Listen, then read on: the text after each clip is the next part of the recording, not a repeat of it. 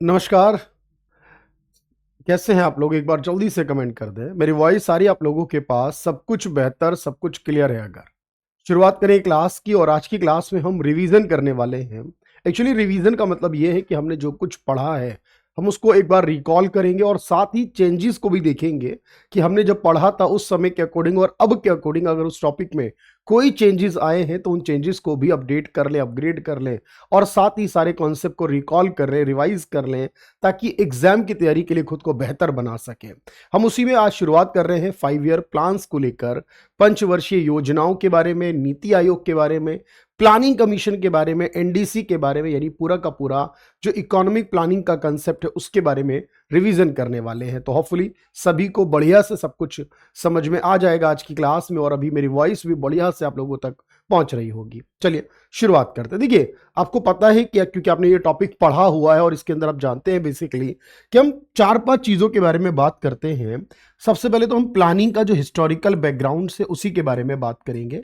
यानी प्लानिंग का historical background का मतलब ये हुआ कि प्लानिंग की शुरुआत कब हुई, कहां से हुई और प्लानिंग के लिए भारत में क्या क्या रहा जब तक प्लानिंग कमीशन बना तब तक के बारे में।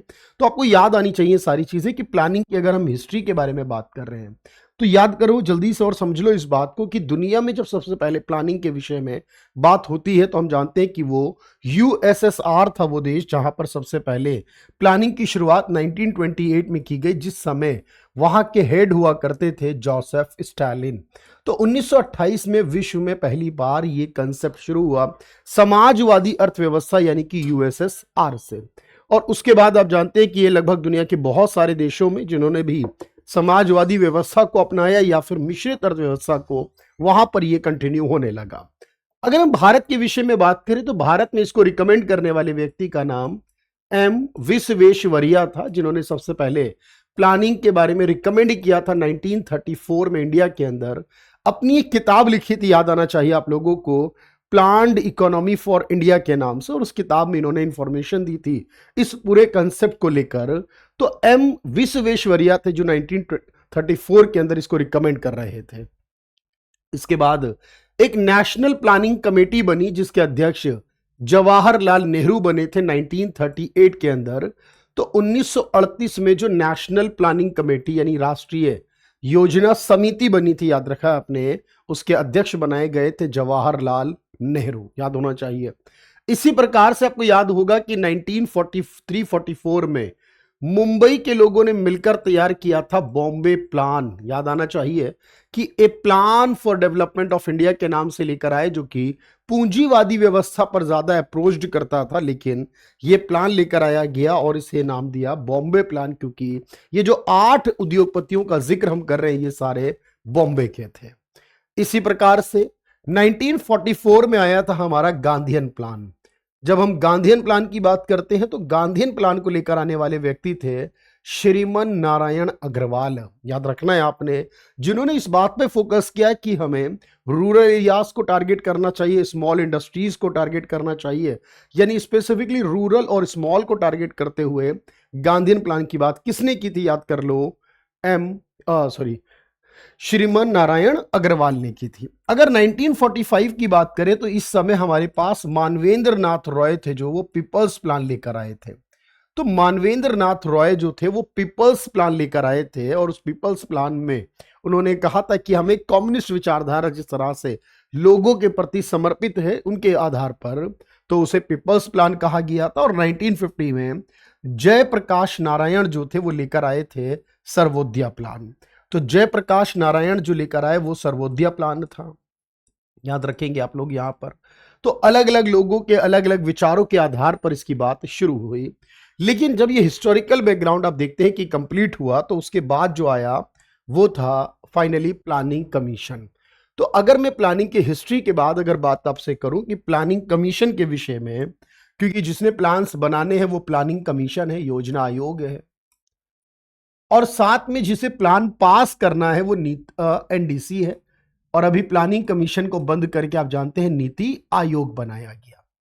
अब यहां पर आपको जो बात याद रखनी है प्लानिंग कमीशन के विषय में, वो याद ये रखना है कि प्लानिंग कमीशन को बनाने के लिए जो रिकमेंड किया था वो केसी नियोगी कमेटी ने किया था, यानी एक कमेटी बनी जिसने रिकमेंड किया था 1946 के करीब में कि हमें प्लानिंग कमीशन बनाना चाहिए। ये रिकमेंड करने, सिफारिश करने वाली कमेटी की बात हुई। अगर हम बात कर रहे हैं कि ये कब बना है, तो याद रखो 15 मार्च 1950 को प्लानिंग कमीशन बना है, जिस समय के प्रधानमंत्री यानी जवाहरलाल नेहरू जी ने इसको बनाया है। और ये मोस्ट इंपॉर्टेंट पॉइंट याद रखने के लिए रहता है कि ये गैर संवैधानिक है, नॉन कॉन्स्टिट्यूशनल है। कैसी है? गैर संवैधानिक है, नॉन कॉन्स्टिट्यूशनल है। हम ये बात हमेशा मेंशन करते हैं, या फिर इसी को हम एक्स्ट्रा कॉन्स्टिट्यूशनल कहते हैं।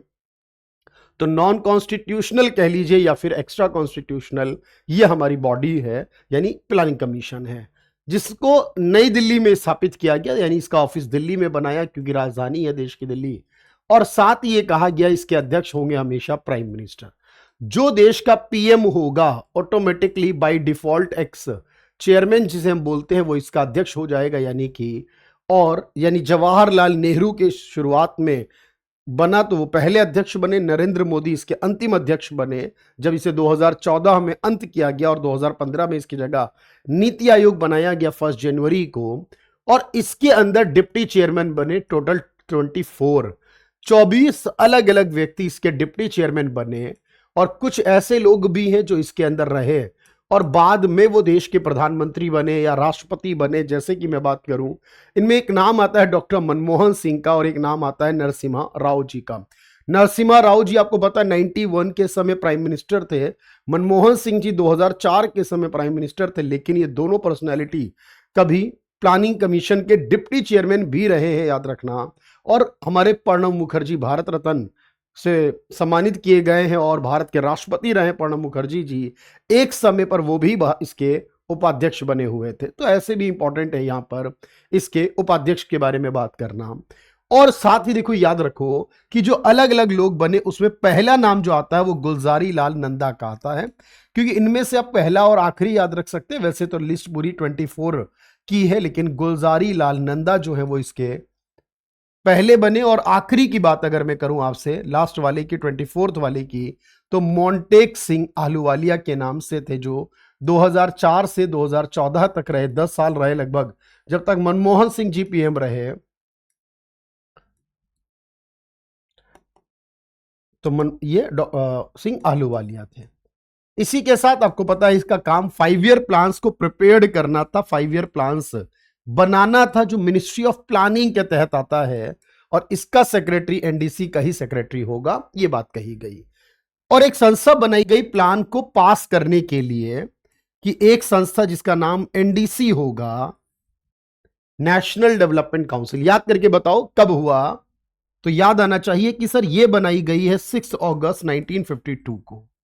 तो 6 अगस्त 1952 को बनाया गया है पीएम के द्वारा। और क्योंकि पीएम अगर कोई चीज बना देता है, याद कर लो मेरे दोस्त, तो कैसी हो जाती है। और इसका काम ये था 5 ईयर प्लान को अप्रूव्ड करना, पास करना, मंजूरी देना। तो जो 5 ईयर प्लान्स हैं हमारे, उन्हें बनाना अलग काम है और उन्हें पास करना, मंजूरी देना, अप्रूव्ड करना अलग काम है। पीएम यानी जवाहरलाल नेहरू ने बनाया था, तो ये भी नॉन कॉन्स्टिट्यूशनल हो जाएगी। तो ये जो संस्था बनी ये भी नॉन कॉन्स्टिट्यूशनल ही बनी, और इसका चेयरमैन भी वो होगा जो प्राइम मिनिस्टर होगा। लेकिन इसके अंदर क्योंकि इसको अप्रूव्ड करना है, बेसिकली सेक्रेटरी होगा जो प्लानिंग कमीशन में होगा। इसके अलावा इसमें पीएम को मेंबर रखा गया, सारे राज्यों के मुख्यमंत्री और यूनियन टेरिटरी के मुख्यमंत्रियों को रखा गया, साथ में जहां मुख्यमंत्री नहीं होते ऐसे केंद्र शासित प्रदेशों के उपराज्यपाल को रखा गया, देश के कैबिनेट मिनिस्टर्स को रखा गया, और प्लानिंग कमीशन के मेंबर्स को रखा गया। इस तरह से मिलाकर ये पूरी काउंसिल बनी, जिसका काम था प्लान को अप्रूव्ड करना। कौन कौन याद कर लो, प्राइम मिनिस्टर जो चेयरमैन है इसके, वो तो रहेंगे ही सर। उसके अलावा सभी राज्य और केंद्र शासित प्रदेश के मुख्यमंत्री हो गए, सीएम, और बाकी केंद्र शासित प्रदेशों के लेफ्टिनेंट गवर्नर एलजी हो गए, कैबिनेट मिनिस्टर्स देश के जो थे वो हुए, और प्लानिंग कमीशन के मेंबर्स हो गए। तो इस तरीके से इसका काम था प्लान को अप्रूव्ड करना, पास करना।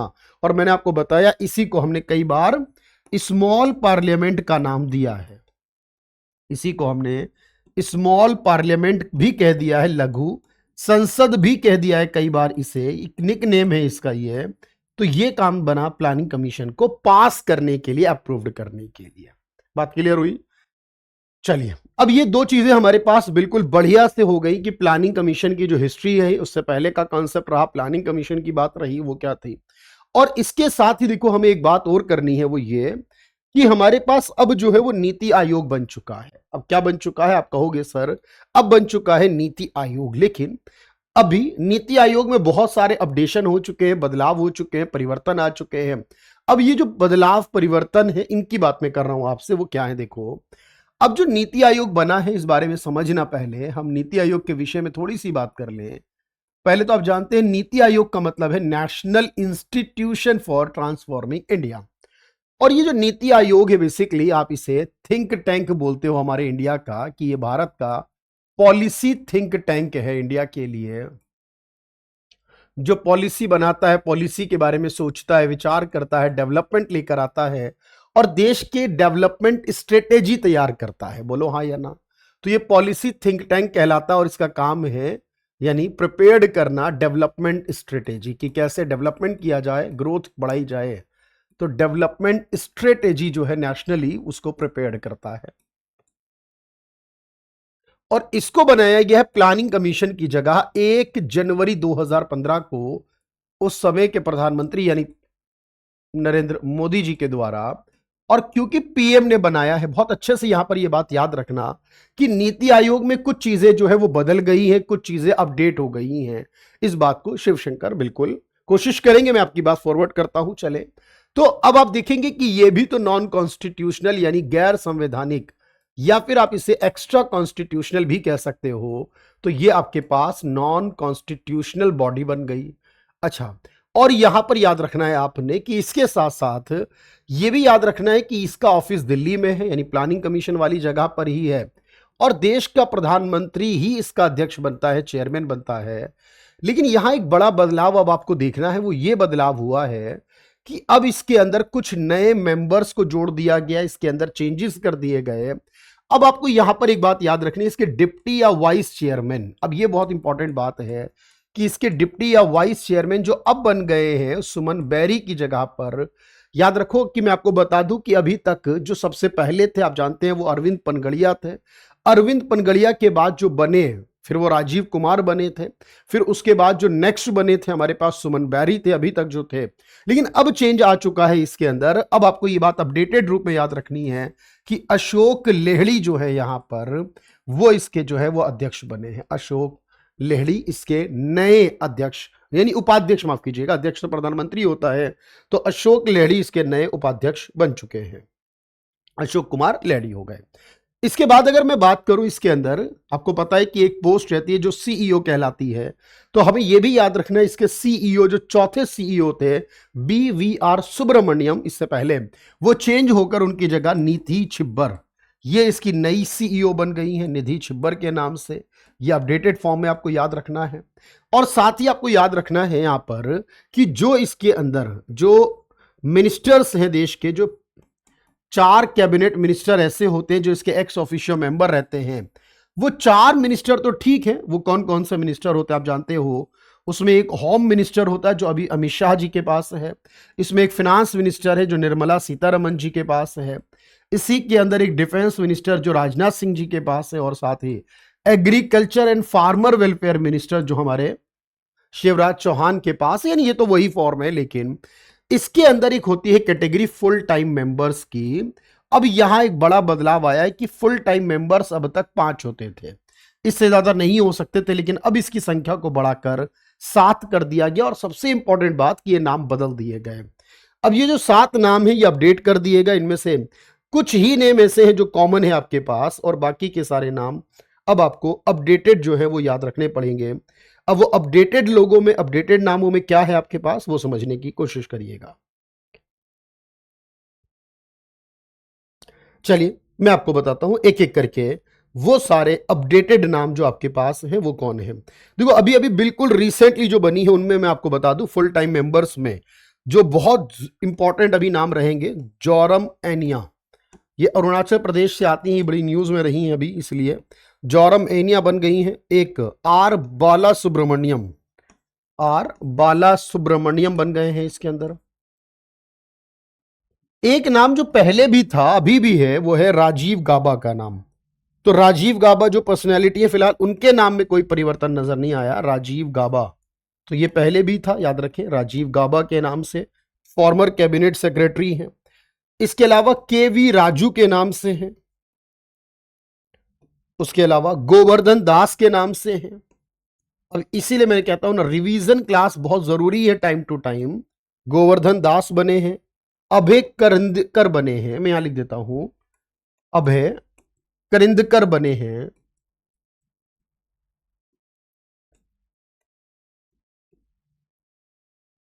और एम श्रीनिवासन बने हैं,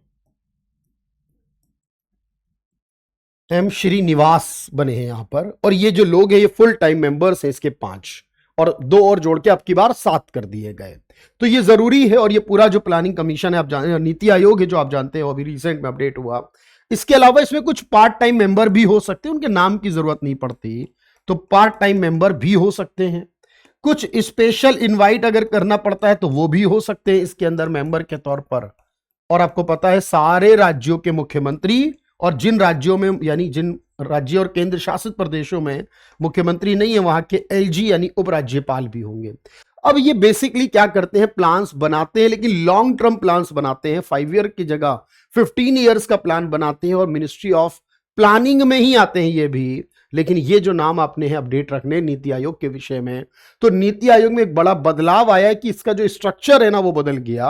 और मेनली जो स्ट्रक्चर हम देख रहे हैं यहां पर वो इसके फुल टाइम मेंबर्स को लेकर है, इसके सीईओ और डिप्टी चेयरमैन को लेकर। ये बिल्कुल लेटेस्ट अपडेटेड आप लोगों के पास आया है।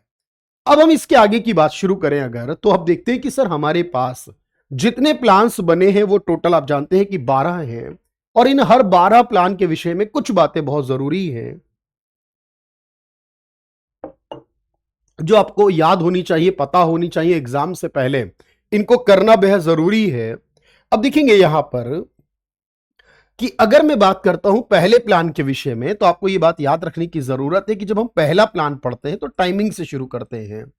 अब आप इसके बारे में 5-7 लाइन याद रखते हो कि पहला प्लान 51 में बना और 56 तक चला था, याद आता है। पहला प्लान कृषि और सिंचाई पर था, यानी एग्रीकल्चर और इरिगेशन पर था।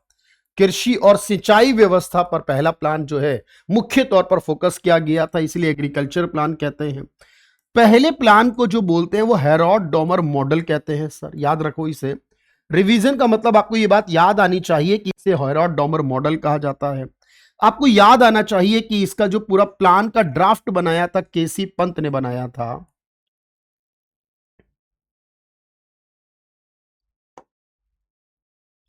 तो जो पहला प्लान है उसका आप चाहें तो ड्राफ्ट याद रख सकते हैं कि जो पहला प्लान है उसका ड्राफ्ट किसने बनाया था।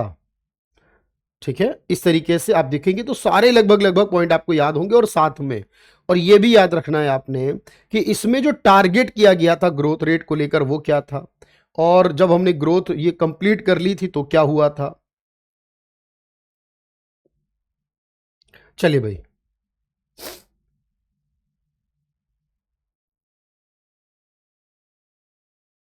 तो के एन राज थे जो उन्होंने बनाया था इसे, प्रोफेसर के एन राज ने। केसी पंत तो इसके उपाध्यक्ष रहे थे। और इसके अंदर हमने 2.1% की टारगेट की थी, जो कि हमें 3.6% के रूप में एक्चुअली अचीव्ड हो गई थी। तो ये कुछ बातें हैं जो कॉमन बातें आपको याद रखनी थी। के एन राज ने बनाया था इसका ड्राफ्ट, हेरोड डॉमर मॉडल था इसका। तो ये बात आपको याद रखने की होती है। इसी तरह से अगर मैं बात कर रहा हूं सेकंड प्लान के विषय में, तो आप क्या देखेंगे कि सर जो सेकंड प्लान आया हमारा, अब वो सेकंड प्लान जो था, याद कर लो उस सेकंड प्लान के विषय में क्या बात याद रखोगे कि 56 से लेकर 61 तक बना था। हमें याद रखना है कि उसमें इंडस्ट्रियल प्रोडक्शन की बात की गई, इंडस्ट्री प्रोडक्शन, इंडस्ट्रियल सेटअप, इन सब बारे में बात की गई। और इसके अंदर जो मॉडल था उसे हम महालनोबिस और फेल्डमैन, या नेहरू प्रधानमंत्री थे उस समय के, महालनोबिस फेल्डमैन मॉडल कहते हैं। तो महालनोबिस फेल्डमैन मॉडल इसे कहा जाता है। इसका ड्राफ्ट भी पीसी महालनोबिस ने ही बनाया था, जो स्पेसिफिकली इंडस्ट्रीज को टारगेट कर रहा था। और इसी को कहते हैं एक्चुअल में भारत में रियल प्लानिंग। अगर पूछे कब शुरू हुई, तो भारत की रियल प्लानिंग जो है वो सेकंड प्लान से। याद रखना इस बात को, जब आपसे सवाल पूछे प्लानिंग कब आई तो 51 में, रियल प्लानिंग का वर्ड आ जाए वास्तविक योजनाएं तो वो 56 में आती है।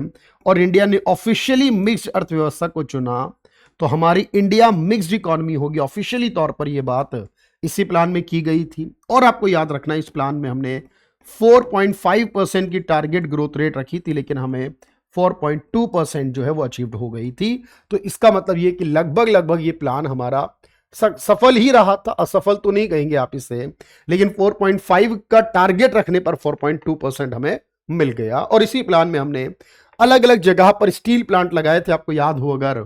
इसी में हमने भिलाई के अंदर यूएसएसआर की मदद से, दुर्गापुर में ब्रिटेन की मदद से, और राउरकेला में वेस्ट जर्मनी, राउरकेला जो उड़ीसा में है, में वेस्टर्न जर्मनी की मदद से स्टील प्लांट लगाए थे। ये बड़े फेमस हैं, एग्जाम में कई बार पूछ लिया जाता है इनके विषय में, तो ये बात हमें याद रखनी चाहिए।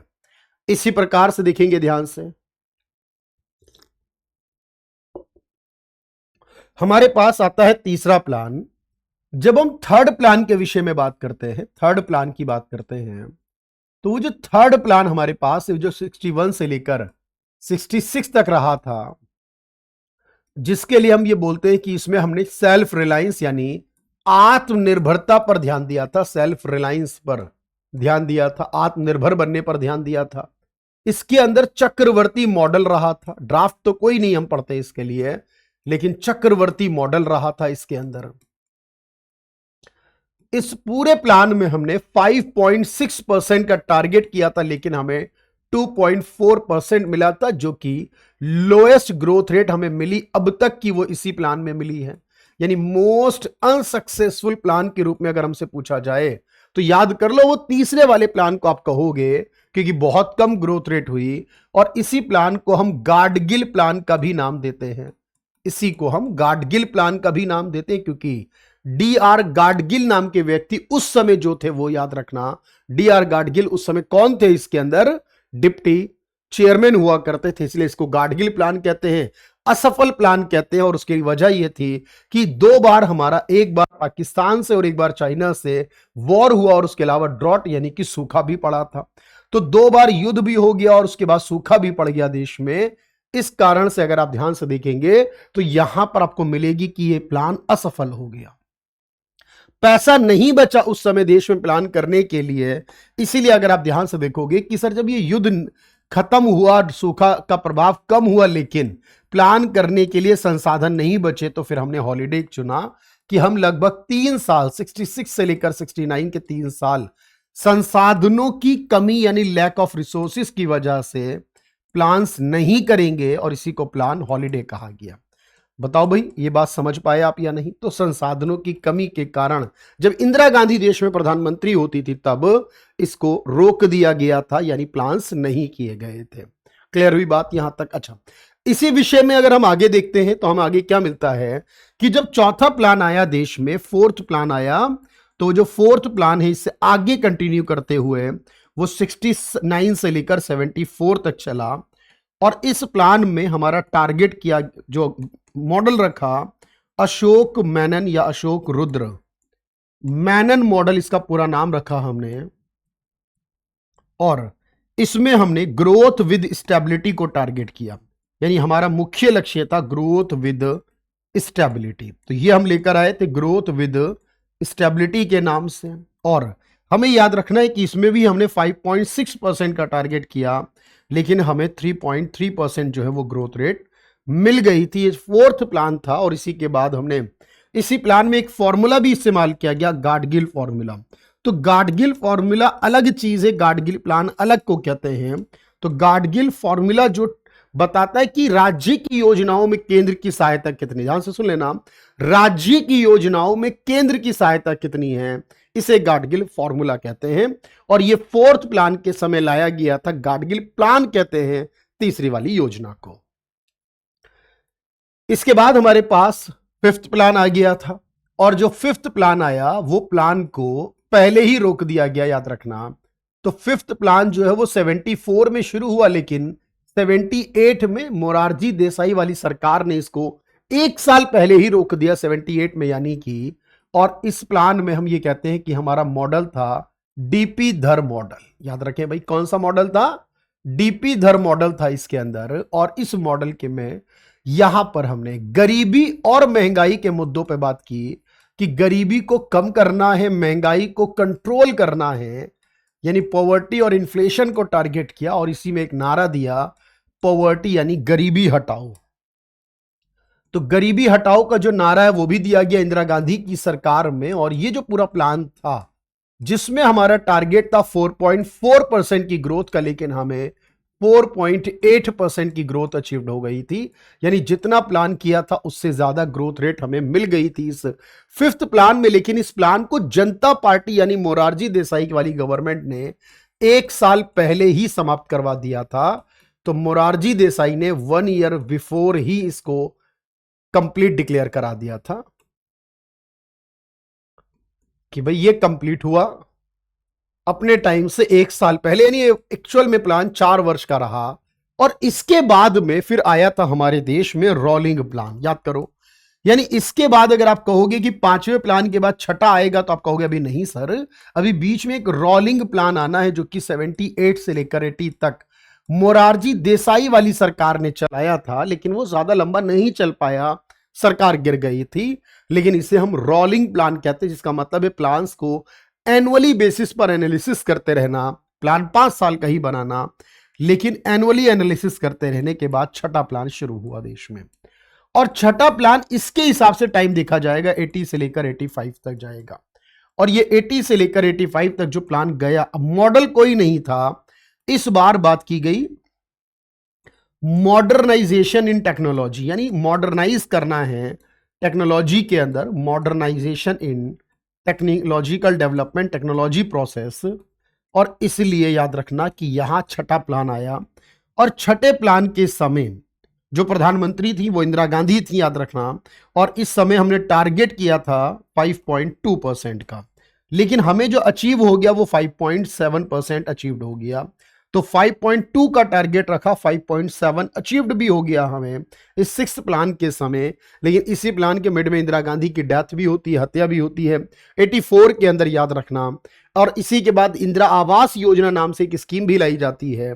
लेकिन ये स्कीम इस 80 से लेकर 85 तक चली, जो हमारे देश का छठा यानी 6th 5 ईयर प्लान था। बात बहुत अच्छे से क्लियर हो रही होगी। एक एक बात मैं आपको जो बताने का प्रयास कर रहा हूं, रिवाइज करने का मतलब यह है कि आपने अपडेट भी करना है चीजों को। और इसी के साथ हम एक बात और समझते हैं सर, अब हमारे पास जो 7वां प्लान आया, तो जो 7वां प्लान हमारे पास रहा, 7th प्लान हमारे पास रहा। अगर हम उस 7th प्लान की बात करें तो ये 80 से लेकर 85 से लेकर 90 तक रहा। 85 से लेकर 90 तक हमारे पास जो है वो 7th प्लान रहा था। और ये जो 7th प्लान हमारे पास रहा, इसके अंदर हमने फोकस किया था, एक तो फूड प्रोडक्टिविटी और एम्प्लॉयमेंट को बढ़ाना है, यानी खाद्य उत्पादकता जो होती है, खाद्यान्न जो होते हैं, फूड प्रोडक्टिविटी एंड एम्प्लॉयमेंट, इसको बढ़ाना है। और दूसरा ये कहा था रीजनल इनइक्वालिटीज जो है उसको कम करना है। तो फूड प्रोडक्टिविटी और एम्प्लॉयमेंट को बढ़ाने के साथ साथ रीजनल इनइक्वालिटी जो है, क्षेत्रीय तौर पे जो असमानता है अलग अलग रीजन में, उसको कम करना है। तो रीजनल इनइक्वालिटी को कम करने की बात की गई थी। इस पूरे प्लान में हमने टारगेट रखा था 5% का, लेकिन हमें अचीव्ड हो गया था 6%। यानी जितना टारगेट रखा था हमें उससे ज्यादा अचीव्ड हो गया था। ये था 7th प्लान हमारा। और अब देख लो इसमें, तो 5% से जो था वो 6% हुआ। इसके बाद ये पूरा प्लान रहा हमारा, और 7th प्लान था ये। फिर इसके बाद 2 साल तक प्लानिंग गैप हुआ, क्योंकि प्लान नहीं आया कोई। और इस बार जो प्लानिंग में गैप आया, प्लान गैप कहेंगे जिसे हम, वो 90 से लेकर 92 तक रहा। 90 से लेकर 92 तक देश में प्लानिंग नहीं बनी। और इस बार कारण यह था पॉलिटिकल इनस्टेबिलिटी थी, यानी कोई सरकार स्टेबल नहीं हो रही थी। जो भी सरकार बनती थी कुछ समय के बाद वो गिर जाती थी। तो राजनीतिक अस्थिरता यानी पॉलिटिकल इनस्टेबिलिटी की वजह से आप कहोगे ये पूरी जो था वो गिर जा रहा था बार बार। इसके बाद हमारे पास आता है 8th प्लान। और फिर जो हमारा 8th प्लान आया है यहां पर 8वीं योजना, जब हमने प्लानिंग का जो मॉडल है हमारा, उस प्लानिंग के मॉडल को थोड़ा सा चेंज करा हमने। पहले पूरा काम सरकार करती थी, लेकिन अब हमने इंडिकेटिव यानी एक नए प्लानिंग की शुरुआत करी। 92 से लेकर 97 तक रहा। यह 8वां प्लान था देश में, और इस 8वें प्लान को बोलते हैं जॉन मिलर मॉडल। तो जॉन मिलर मॉडल कहते हैं। इसी 8वें प्लान को हम राव मनमोहन पॉलिसी के भी नाम से जानते हैं। राव मनमोहन प्लान था ये हमारा। तो राव मनमोहन यानी कि नरसिम्हा राव प्रधानमंत्री और मनमोहन सिंह वित्त मंत्री की जोड़ी राव मनमोहन प्लान भी कहते हैं। और इसी प्लान में हमने ह्यूमन डेवलपमेंट का जिक्र किया, मानव विकास की बात की, इंसानों की शिक्षा, स्वास्थ्य, रोजगार के बारे में बात की, ह्यूमन डेवलपमेंट के बारे में। और देश में इकोनॉमिकली बदलाव किए गए, इकोनॉमिक रिफॉर्म्स किए गए, इकोनॉमी में परिवर्तन किए गए, सुधार किए गए। तो इकोनॉमिक रिफॉर्म्स जो देश में आए थे, जिसमें हम बार बार कहते हैं कि एलपीजी पॉलिसी आई थी, लिबरलाइजेशन, प्राइवेटाइजेशन, ग्लोबलाइजेशन, जो हम बार बार पढ़ते हैं इस टॉपिक को, ये रिफॉर्म्स, ये सुधार हुए थे इस समय। और इसी प्लान में हमने इंडिकेटिव प्लानिंग की भी कॉन्सेप्ट की शुरुआत की थी, यानी ऐसा प्लान जहां सरकार और मार्केट मिलकर काम करें, तो इसे कहते हैं इंडिकेटिव प्लानिंग। तो इंडिकेटिव प्लानिंग जो होती है जहां सरकार भी हो और प्राइवेट वाले भी हो, क्योंकि आपको पता है इसके बाद हमें प्राइवेट सेक्टर को ज्यादा पावर दे दी गई थी देश में जब रिफॉर्म्स किए गए। तो इंडिकेटिव प्लानिंग यानी सांकेतिक योजना भी शुरू की गई हमारी इस समय। तो ये 8वां प्लान हमारा कहलाता है। इसके बाद अगर आप देखेंगे तो हमें 9th प्लान मिलता है। ये जो 9th प्लान हमें मिला, इस 9th प्लान की अगर मैं बात करूं आपसे, तो 9th प्लान आएगा 97 से लेकर 2002 तक, 97 से लेकर 2002 तक, जिस समय प्रधानमंत्री शुरुआत में अगर आप देखें एचडी देवेगौड़ा थे, इंद्र कुमार गुजराल भी थे, लेकिन मेनली जो थे वो अटल बिहारी वाजपेयी जी थे। और अटल बिहारी वाजपेयी जी के समय लाया गया जिसमें टारगेट किया गया था growth with social justice and equality. ये कहा गया कि हमें सामाजिक न्याय और समानता को लेकर आना है देश में, with social justice and equality की बात की गई। और याद रखना इसमें हमने टारगेट किया था, जो वो टारगेट किया था 6.5%, लेकिन हमें जो एक्चुअल मिल पाया वो जस्ट 5.4 मिल पाया, जबकि इससे पहले वाले में हमने टारगेट किया था जो वो 5.6 किया था और हमें 6.8% जो है वो मिल गया था। अब की बार लेकिन कम रह गया, 5.4 ही मिल पाया था। ये सरकार की ये योजना लेकर आई थी जब आजादी के 50 वर्ष कंप्लीट हुए थे। तो इसे हम 9th प्लान, जिसमें growth with social justice and equality की बात की गई है। इसी तरह से अगर आप देखेंगे ध्यान से, फिर हमारा 10th प्लान आता है। और इस 10th प्लान के विषय में अगर मैं बात करूं तो 10th प्लान जो मेरे पास रहा है वो 2002 से लेकर 2007 तक रहेगा।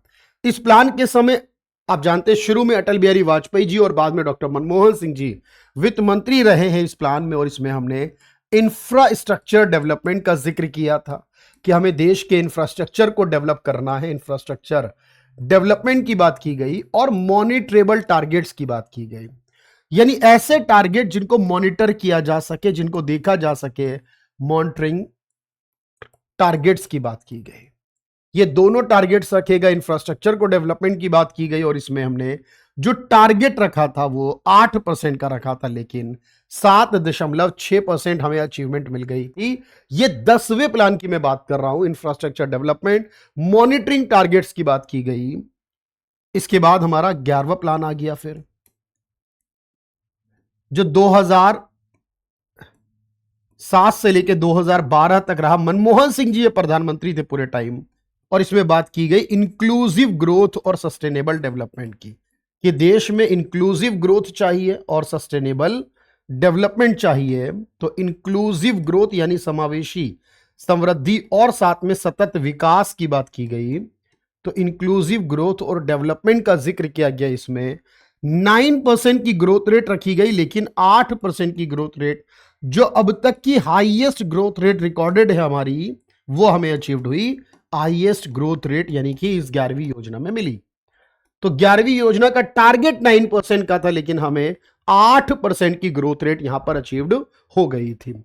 और इसके बाद हमारा फाइनली आता है 12वां प्लान। और इस 12वें प्लान की अगर मैं बात करूं तो इस 12वें प्लान के अंदर 2012 से लेकर 2017 तक रहा, जो 31 मार्च 2017 तक, जिसके प्रधानमंत्री शुरू में डॉक्टर मनमोहन सिंह जी रहे, बाद में नरेंद्र मोदी भी बने। इसका टारगेट था faster, more inclusive growth and sustainable development. तो मोर इंक्लूसिव ग्रोथ था इसमें एंड सस्टेनेबल डेवलपमेंट, यानी इसी ग्रोथ को और डेवलपमेंट को हमें ज्यादा तेज और बढ़ाना है, इसको और आगे तक लेकर जाना है।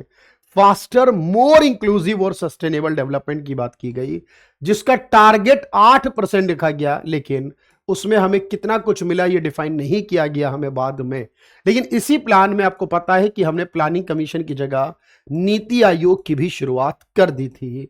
तो ये है हमारी टोटल 12 5 ईयर प्लान और उनके कुछ कोर कंसेप्ट जो आपको याद रखने होते हैं, एग्जाम से पहले रिवाइज करने होते हैं आपने। तो ये आप सीख कर चलते हैं कि भाई हमें क्या क्या याद करना है, क्या क्या रिवाइज करना है। अब मैं 1 मिनट में आपको सारी बात समझाता हूं। देखिए, हमने सबसे पहले ये सीखा, पहले की प्लानिंग की हिस्ट्री को देखा हमने कि प्लानिंग का हिस्टोरिकल बैकग्राउंड क्या रहा था। फिर हमने प्लानिंग कमीशन के विषय में देखा कि प्लानिंग कमीशन में क्या क्या इंपॉर्टेंट है। एनडीसी के अंदर देखा क्या क्या इंपॉर्टेंट है हमारा। लेकिन सबसे इंपॉर्टेंट बात यह थी हमारी कि हमें नीति आयोग के विषय में बात करी, जिसमें हमारे अब जो मेंबर्स हैं इसके वो चेंज हो गए हैं, इसके जो सीईओ हैं वो चेंज हो गए, इसके जो अशोक लेहड़ी यानी डिप्टी चेयरमैन है वो चेंज हो गए। और साथ ही अगर आप देखें इसके अंदर बाकी कंसेप्ट भी मैंने आपको बताया। ये टोटल 15 ईयर्स का प्लान बनाता है, डेवलपमेंट स्ट्रेटेजी बनाते हैं। सहकारी संघवाद को बढ़ाना इनका लक्ष्य रहता है, यानी राज्यों के साथ मिलकर देश का डेवलपमेंट करना है। और इसे कहते हैं bottom to top approach. NITI Aayog की अप्रोच क्या है? Bottom to top. और प्लानिंग कमीशन की क्या थी? टॉप टू बॉटम अप्रोच कहेंगे जिसे आप।